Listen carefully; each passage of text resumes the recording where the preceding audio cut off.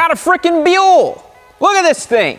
Buell Hammerhead 1190 Freedom Edition. This is a really cool motorcycle. I have to be totally honest with you guys. I have had a bit of a love affair with Buell ever since I found out about the company many years ago, because the thought of a true blue American superbike that could cut it up with the best of them, well, that's just really tantalizing, isn't it? So Buell actually reached out to us here on the channel and they said, hey, we'd love for you to check out our brand new Buell Hammerhead superbike. And I was like, yeah, that sounds awesome, right up my alley. So we finally got this one here in the shop. And so today, I'm gonna show you guys out there everything about the Buell Hammerhead, how it's like to ride on the street, some of the quirks and features of this bike over here, because there actually are quite a few. And then at a later date, we're gonna go take it out on track and do a whole dedicated upload as well. So big shout out to Buell for sending me over this motorcycle. Now let's walk around and learn a little bit more about what makes this bike so unique.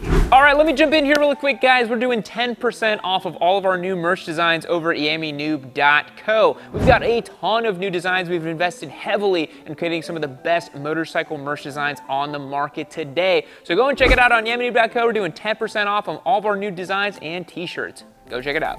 Many of you are familiar with the story of Buell. It's Harley-Davidson's red-headed sport bike stepchild, but I will regale you with the story here with the cliff notes. So Buell was founded by a man named Eric Buell. Way back in the 80s, Eric was building his own custom race bikes to compete in the AMA Championship in the Formula One category in the 750cc's. So he was building these one-off race machines, doing really cool stuff. Fast forward a couple of years and he starts gathering the attention of Harley-Davidson because he was using their motors in his bikes. Harley-Davidson acquired a large share of Eric's project for Buell, and then they kind of had this weird relationship where Buells were being used by Harley-Davidson in their classes and being sold in their dealerships, but Harley never really thought of Buell as their own brand and really embraced them. So the 2000s went on. Eric made stuff like the XB9, the XB12. We actually have a video review on the XB9 if you want to go and check that out. Really peculiar motorcycle. But the biggest thing that was wrong with Buells, in my opinion, back in the day, was they were using Harley-Davidson Sportster Evo motors. It was this weird mishmash, this horrible dichotomy of a bike that wanted to handle and carve corners, but a motor that was just not willing to do it. So Harley-Davidson, under some new leadership, decided that Buell's project was not really worth keeping on, and so they parted ways. In 2009 to 2010, Eric started getting some more rumblings and he wanted to go independent and do his own thing. He had the 1190 RX platform motorcycle, which this model actually shares a lot in particular with. Years went on in the 2010s and it didn't really look like Eric Buell Racing was really going to take off, and it kind of waned and floundered. But then in 2021,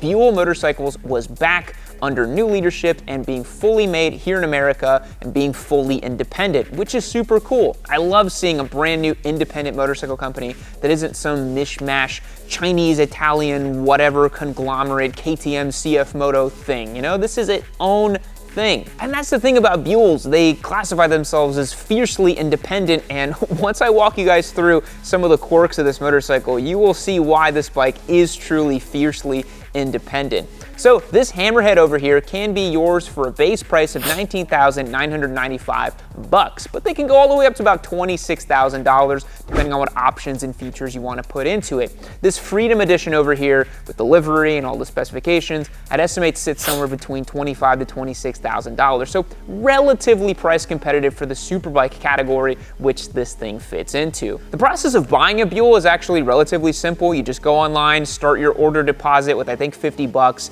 Once things get a little more serious, you go on a little dates with Buell, you put in a $1,000 deposit, then you start the spec of build that you want specifically with your model. You then get the bike delivered to you, and then you have yourself an American superbike. But you might say, Yam, where the hell are you gonna get it serviced? And that was a question I had as well. And this motorcycle can actually be serviced at dealer partner networks. I actually picked this bike up from a Harley-Davidson dealership that was about 40 miles south of me here in Austin, which was actually my very first time I ever set foot in a Harley-Davidson dealership. Yes, I've been riding motorcycles for almost 10 years, and that was my first time I ever stepped foot into a Harley-Davidson dealership. Buell's working on some really cool stuff for 2024, launching a bunch of new models, but this one obviously piqued my interest the most as a dedicated sport bike guy. So I'm gonna pick up the camera, show you the specs, show you the feature on this thing, and then we're gonna go take it out on the road and see what it's like to ride. The first thing I wanna point out on the Buell is actually the front brake. If you take a look at this, it has a huge perimeter front brake. Typically on a motorcycle, the brakes are mounted near the wheel bearings right there, but this just has a giant single perimeter brake that is very much a Buell staple and something you're gonna see on pretty much all of their models. You see here it actually has brake ducts as well. I gotta say, they don't look like the highest quality kind of thing. They just look like a bit of plastic that was tacked on there, but we will forgive them. What is the Buell working with motor-wise? Well, we have an 1190cc engine making 185 horsepower and 102 foot-pounds of torque. This is actually a Buell-designed motor. They're no longer using the Rotax engines, as far as I'm aware. This is their own design, which is pretty cool. You can actually see right up in there, it's got the exhaust pipe and a split radiator down the middle, which is pretty cool. Big piston, fully adjustable Showa fork on this bad boy. Look at the triple tree. That is a really good looking triple right there. The tech package, well, I gotta be totally honest, this is where the bike starts to feel a little last generation to me. This display is a little pixelated. The traction control settings, while you do have about 20 different levels of TC, as far as I can tell, there is no cornering ABS, lean sensitive traction control. I don't believe there is a 6-axis IMU on this motorcycle because it's actually a cable throttle on this bike, if you can believe it. 185 ponies at your disposal, operated by a cable throttle. Pretty cool. One of the zaniest things about the Buell is the fact that the fuel is in the frame. Yes, so if you see how beefy and large this frame is, if I go over here and grab the key, I'll go ahead and open this gas cap, pops right off. Inside of there is where the fuel goes, and you'll see it actually breathes down into the frame. That is such a zany thing that Buells do that I just, every time I interact with one and I get to put the fuel in the frame, it just never ceases to amaze me. The geometry on this bike is very aggressive. You can see it's got a very tall seat height. It's actually one of the tallest sport bikes I've ridden in a long time, and you can tell that it's definitely gunning for business. You can see back here, very unique 3-spoke wheel design, kind of cross-haired over there with the other side being a little bit offset. Kind of a cool design, but again, kind of lending to that last generation feel that this bike has. Looking at all the components very closely, I have to say I don't feel like this motorcycle is quite up to the build standards of something like a Ducati V4R or V4S, and the price premium that this thing commands, roughly $25,000 to $26,000, is a teensy bit hard to swallow, I'm not gonna lie. But with its carbon fiber fairings, 420-pound wet and ready to ride weight, and 185 horsepower, this thing's gotta be pretty fun. So let's go take it out on the road. All right, folks, enough jibber jabber. Let's swing a leg over the Buell. All right, first thing I notice is it's tall, man. It's really tall. I'm 5'11", 32-inch inseam. I can put both of my feet down, but it's a commanding bike. You know, it's actually very narrow right here, but the fairings stick out quite a bit over this way. Again, a little last generation. So, flicking the key on over here, Buell comes to life. It's got rev counter, gear position, TC level, fuel, light, no gauge, and speedo. Let's go ahead and start her up, see how she sounds.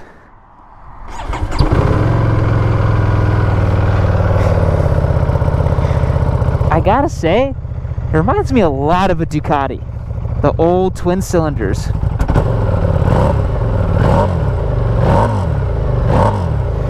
But it's different though, I will say it is different. It's not, because it doesn't have a Desmo and all that stuff, it's not quite like those bikes, but that's the closest thing I have to compare it to, because it doesn't really compare to anything else, I gotta say.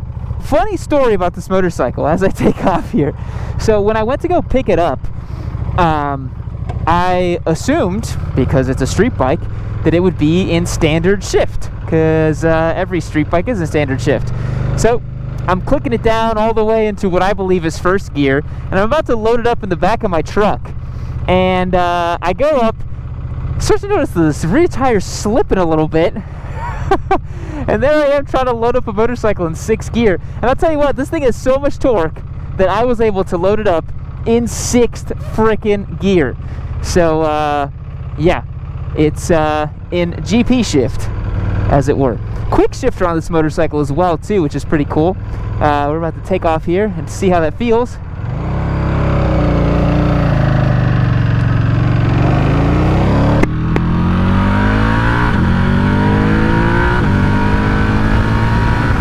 Wow, buttery smooth power delivery. I gotta say, I did not expect that. I thought this thing would be rattly and cantankerous and odd, but woo, this feels good, man. There's a huge surge of torque. Surge of torque? No! Yeah, come on, surge of torque. There we go. Is the quick shift up? Ooh, it is! Look at that. Bang it up. This is going to be fun on track, I'll tell you that right now. It's a little finicky, but it will do it. We're not going to try 1st gear. I think it would be a little too ambitious to try to quick shift into 1st. Dude, such a nice spread of power. Ooh, revs dropping a little bit. Don't die on me, Buell. Sidling a little low. I doubt it has a manual idle adjuster. It's not that old. Not that old school, rather. Guys, I really like this. This very initial seat of the pants ride. Very good. The sensations are very good. It's a small bike, which is cool. Like, I noticed that it actually seats really small. Feels really nice. And one thing I'm noticing, and I don't want to point this out, but I feel like I have to. Those of you with keen eyes will see that this is basically a mid-2010s 1190 that EBR used to make. And you can actually see it still says EBR in a lot of places. It says EBR right there, EBR on the gas cap. It actually says EBR in a whole lot of places, which is, you know, it's to be expected. It's a shared platform with that old bike, but it is different enough to where I think it does warrant being a new thing. The frame and the motor, I believe, are basically the same, though, so keep that in mind. That is nice, man. I gotta say, for being a single disc, obviously it's a perimeter disc and it's enormous, and it has, I believe, 8 pistons up at the front. The braking performance is really solid. Feels great. The feel through the lever is really nice too. Go here, this car's braking ahead of me. Yeah, it just feels really solid. Feels like I have a ton of initial bite. And that's really what I'm finding with this motorcycle is, if you want a more classic, old school motorcycle feel, the Buell here is kind of a cool option, man. Like, if you don't want a ton of tech and a ton of features on your motorcycle, this might be a selling point for you, that you can get a brand spanking new bike with the warranty, which this Freedom Edition, actually, the first 40 of them are hand signed by the team, and I believe they come with a 4-year warranty, which is pretty impressive, I gotta say. So if that's what you're looking for, I feel like this bike's gonna die. And it feels good. If that's what you're looking for, this is such a cool experience. So I'm gonna keep riding this motorcycle. Absolutely gonna get out on the highway. Gotta feel the power a little bit. Get on some twisties. Just spend a nice morning with this thing, shall we? This thing idles like an old school muscle car, man. It is just like it's got this low, like cammed, rumbly idle, and it's just like popping. Really cool. I feel really connected to this bike. I mean, I'm partial to motorcycles like this. I'm not super fond of riding bikes that are incredibly tech laden. This bike is pretty pared back, which is really cool. We're about to turn on the highway though. Give her a squirt, see what she can do.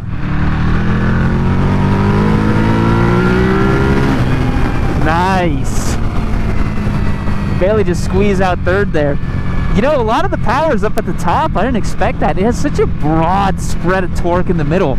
I didn't expect it to be a top-end screamer, but I mean, making 185 horsepower out of 1190cc twin, you gotta make that power up top, I suppose.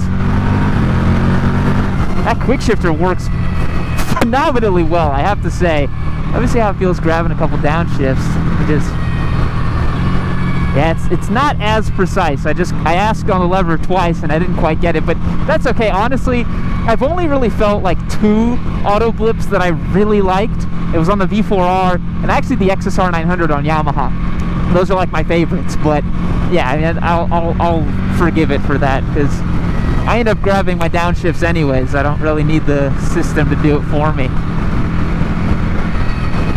Let's go ahead and just merge through here a little bit. Oh yeah! It's got some juice, baby. Some freaking juice on tap. You love it. Let me go ahead and grab. We got 5th gear here, way lower than we need to be. I'm just gonna roll on. Whoa! It's got such a cool tone down low. I love big twin sport bikes, man. I really do. The Ducati 1098 that we had, the yellow one back in 2021, what a phenomenal bike. This is giving me a lot of that same energy, and that is a good thing. That is a very good thing that you can go and buy a brand new motorcycle that feels like this, because this is really what you want. Cool experience, man.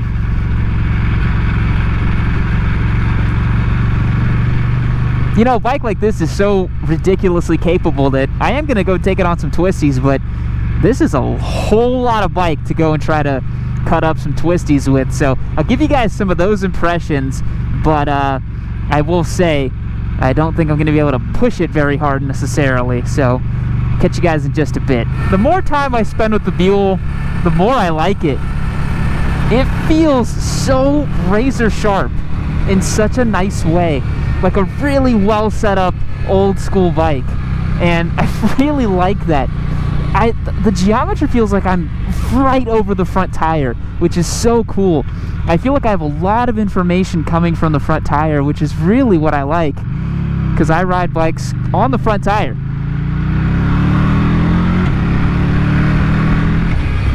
You can just cruise 3rd gear, just enjoy this thing on any set of roads. Really cool. I would love to try the 1190 SX, their upright naked bike, because I think this frame and this motor is a fantastic combination. Feels really nice to use. And again, a big twin like this, the kind of spread of power that it has, means that you can be lazier with the gears on the street. It's not like a ZX4 where you have to be zinging it out to redline everywhere. I mean, I'm in 3rd gear right here. Can just feed that power. Oh man, I can already tell when I get it on track, I'm really gonna enjoy this. This is really cool.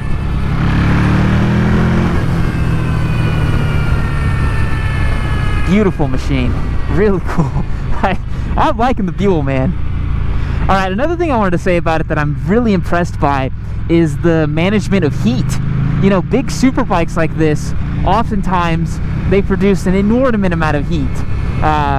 You know, stuff like the V4R, man, that thing is like a rolling toaster.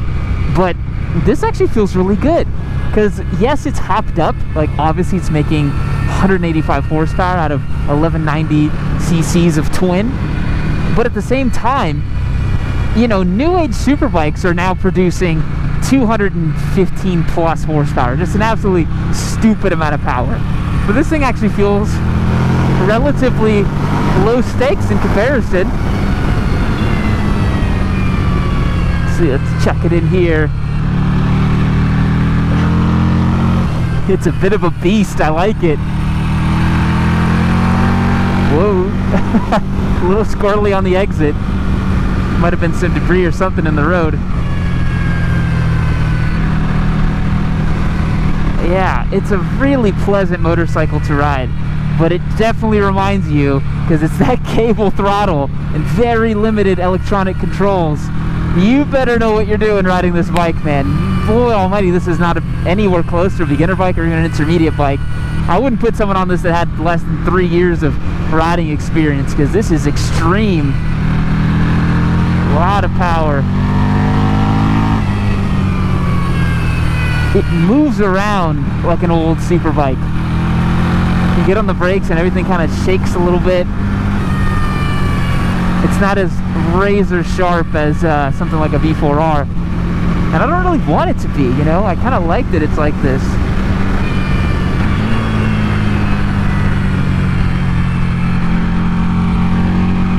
Definitely a hairy ride though.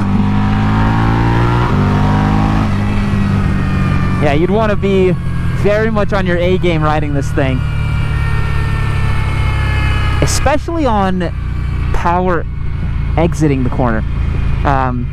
I feel like this thing would just light up the rear tire so freaking easily. Which, you know, is a lot of fun. We do like that. But most of the time, you want something that's responsive, dialed in, and giving you that feeling of confidence. You don't really want to be power sliding everywhere. Oh, this is my favorite corner. What a bummer that we have a big truck ahead of us. We're definitely gonna have to loop back and get some more impressions as well. All right, let's go ahead and bank a U-turn. And we'll go and give her a squirt in the other direction. Make sure no one's coming up behind me. We are good.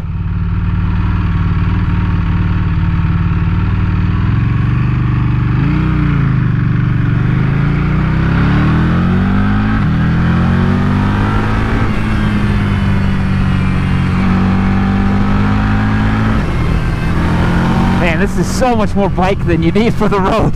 Holy crap. I'm like barely squeezing it and it's sliding the rear. It's got a lot of torque. That's the thing. 102 foot-pounds, not being controlled by very much, I will add.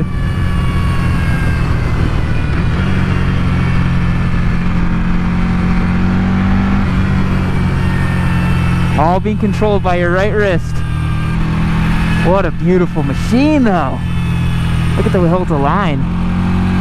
Always on a bit of a knife's edge it feels, but in a controlled way, in a fun way.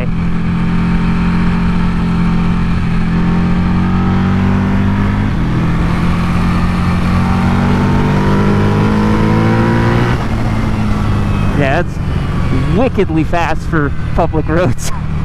Wickedly fast.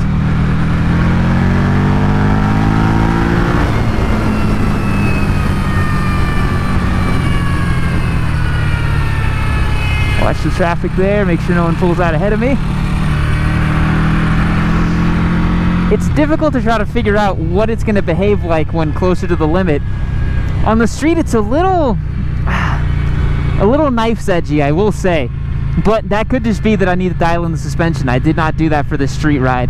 Didn't really feel necessary. For the track, I'm absolutely going to get the preload sorted out, everything dialed in nice and tight. Have some fun, make it nice and compliant. I gotta say, high marks for this bike so far. I'm really enjoying it. It's a very unique experience. Very unique experience. All right, I think I owe it to you guys to try to get some proper like acceleration tests on this thing. Let's see if we can find a big empty stretch of road and let her fly a little bit. Cruising on the open freeway with the Buell Hammerhead. Very stable machine at speed. I'd love to hear from the designers. I didn't get a chance to speak to them. This fuel and frame design obviously makes the weight lower down because the fuel's not all up on top of here. It trickles all the way down. And I gotta say, it does feel different. Side to side and kind of the stability of the machine. It feels a little bit different than a traditional superbike. But yeah, this is definitely this bike's happy place, is higher speeds. Such a big spread of torque. A weird amount of traffic for, what's today, Wednesday at 11 a.m. I can't seem to get a nice clear run in, but I'm going to a spot that I believe will allow me to stretch the Buell's legs a little bit. I know I keep promising it to you guys, but luckily for you, you can use the YouTube chapters features and scroll until you see me doing a big pull on this machine. We're going up into 6th gear here. 6th gear on the big bad Buell. It's got such a great bellowy intake and roar whenever you jump on it. 6th gear, 4,000 RPM, just wow. Yeah, that's burly. That's burly for sure.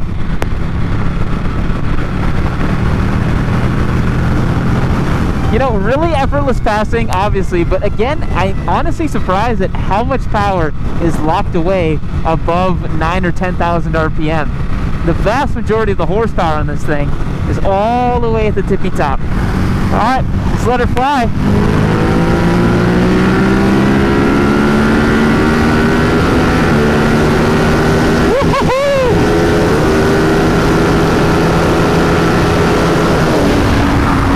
Yeah, it's got balls, man. It's got some nads on this thing. Seem to have a little difficulty pulling past 150 or so. Kilometers, of course. We're in kilometers here. I can definitely feel the bike heating up a little bit after that pull. That's funny.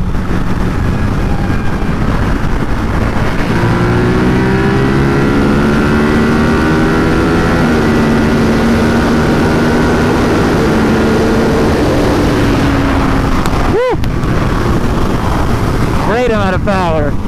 Really enjoyable.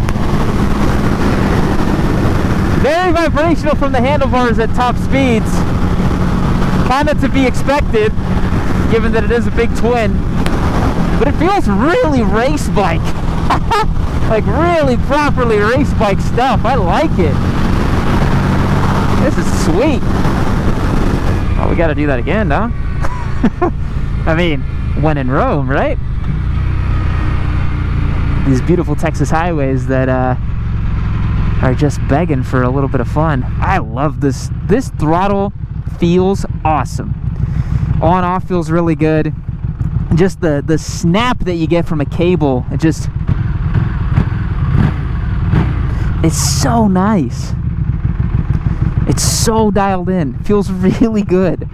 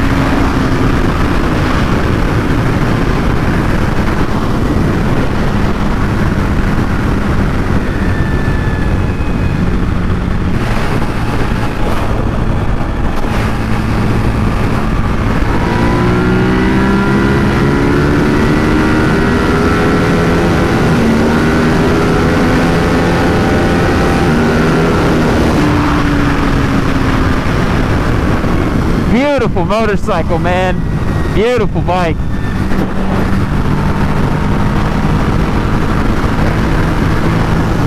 Really lovely engine. That pulls great.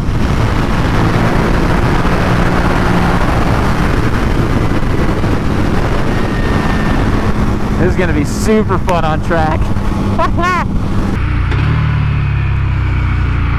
Okie dokie. Buell Hammerhead 1190. Final wrap-up thoughts, baby. We're wrapping them up. Lining them up, wrapping them out. Something like that, right? Oh, that's right, it's GP shift. So, what do I make of the mighty Buell? Dude, this is a cool freaking bike, I have to say. It very much exceeded my expectations. I think there are few motorcycles that give you the sensations this thing does. Truly feels like a true blue superbike. It definitely goes like one. And I think it gives you a lot of unique factor that you don't really find in the superbike space right now. And yes, you might say, well, yeah, they kind of failed upwards because this is an old design. They used to be competitive with like the Panigales, 1299s, the big twin bikes, all that sort of thing, and now nobody does this thing anymore. And I'll give you that, that's fair, but I think that it's cool that it's still here. There's still a big twin analog superbike that's readily available for sale with a cable throttle. I mean, it doesn't get much better than that. You can get it brand spanking new, which for a lot of people is really important. So I'm going to rate the Buell for the street ride a nice 8.25 out of 10. How do you like that? 8.25 out of 10, 825 out of 1,000, as it were. Because this is a really cool bike, really sweet ride. I could really see myself getting along really well with this motorcycle. Pulls like a ballistic missile, feels really good to ride. Love the frame, love the feeling of it. And yeah, can't wait to take it out on track and see what it can really do when push comes to shove. So folks, that's my ride and review on the Buell 1190. Thank you so much to the good folks over at Buell for sending me this motorcycle. Still not quite done riding it. I want to enjoy it a little bit more. Super fun to enjoy a big old twin cylinder superbike like this one. Catch you guys in the next one. See you later.